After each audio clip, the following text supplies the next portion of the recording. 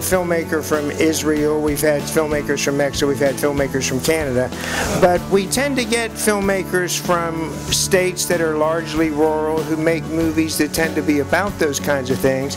And we thought that would be an interesting thing to talk about, because over time, now that we're in our 11th year, people keep talking about the fact that, you know, we're the best small town film festival in America, but there aren't many others, so of course we are. You know, there's not much competition.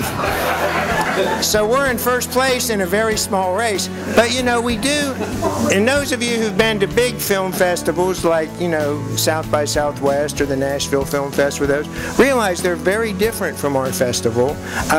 They tend to be celebrity driven.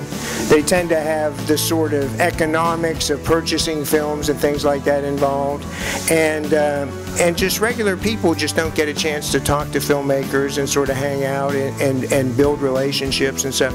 And that's kind of what we're about. So this is called Way Out Yonder, making movies in Middle America. Your first feature, Wolf, it's a heavy drama. I'm curious how funding was for that film. The guy that I produced, we've been producing together since we were in high school. And so for this particular film, we brought on another guy who said, "Oh, I have, you know, investors that I can get, you know, and they'll give some money." Well, once he came on and he started taking the script around, those investors didn't bite. They were just like, "Well, this is not going to make any money. We don't know what's going to happen with it." The interesting thing is, after the first week of shooting, I had an editor who was cutting together, an assistant editor cutting together scenes. One of the investors came over to the studio and he saw the cut, and so he wrote a check, because he was like, "Wow, this is actually much better than I thought." Then at South by Southwest, some of the other people who told us they would not invest, they're now like, "All right, whatever your next film is, let us know."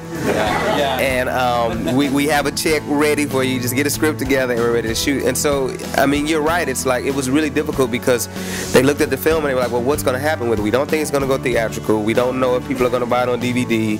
So we just don't see how we're going to make our money back."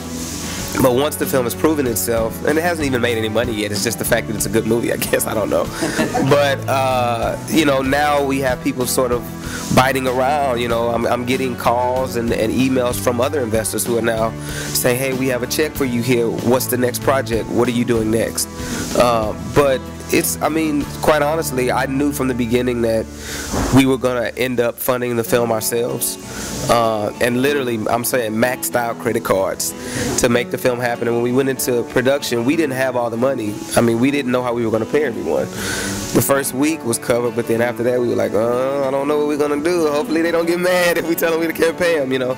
But yeah, so it was self-funded, and then we had a small investor come in. But I guess I guess what I'm getting at is it's for me, it was like I knew I had to prove myself and that I could make this film and that it, you know, could be successful. So I don't trust, I guess, investors to read something. I like my first film, Chalk, which was a comedy about new teachers. We did the same thing. We just kind of funded it ourselves. There were 4 of us, and we actually got through production with like 10 grand. But it was one of the, like, you can only ask people to work for free once, I believe, or they won't be your friend anymore. And so we put together a trailer, and just like he said, you show the trailer, you put some music to it, and it's like they get the feel, they get the tone, because film is a tonal, you know, it's tone medium, visual. So I would, you know, I don't know how many people here filmmakers are wanting to be, but that, I think today, because you can shoot things so, you know, inexpensively, is just kind of get a scene. Was Wolf a short first? It was. Okay, I couldn't remember if it was, but, you know, if you have other work you can show to kind of do that. But yeah, so don't show suits your script. We designed a poster for a movie that we wanted to do, and we wrote the script, and we wrote a genre-based script. We wrote a zombie comedy, which was right after Shaun of the Dead came out, and it's not a very PC zombie comedy. If you see the tattoo, it's a movie about a camp for the mentally handicapped that gets invaded by zombies. So therefore you have mentally handicapped zombies, which is an oxymoron in and of itself. So finding the funding for that movie was really easy. Straight out of film school, they're like, nobody's ever done this before, so, and it didn't cost a lot of money to make it, but I hated the horror genre and I never wanted to stay in it. And even though that movie was picked up and released by New Line Cinema, I kept getting offered other horror movies after that, and I kept turning them down, and everybody kept saying, you're an idiot. But I didn't want to do that. And that being said, where I began, which is a very rural movie shot in the smallest, dirtiest, dying towns of Mississippi, a great story, I thought, and it's done really well, and Lionsgate is releasing it this fall, but nobody wanted to have anything to do with it when they read the script because it was a southern character-driven movie. But once it started to play the festival circuit and people actually saw the movie as opposed to reading the script, is when people started to attach themselves to it.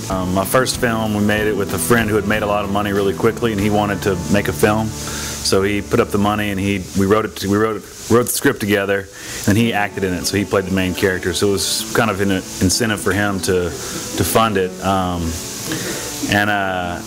Then my next film was a documentary, and I just basically just did it myself, and got a couple of grants. And then my last film, we made it intentionally with the point of not spending any money.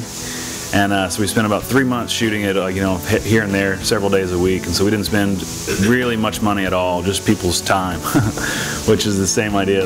How often could you make another movie like that? I don't know if we could, coerce, all these actors to come in and put all this time in again for free.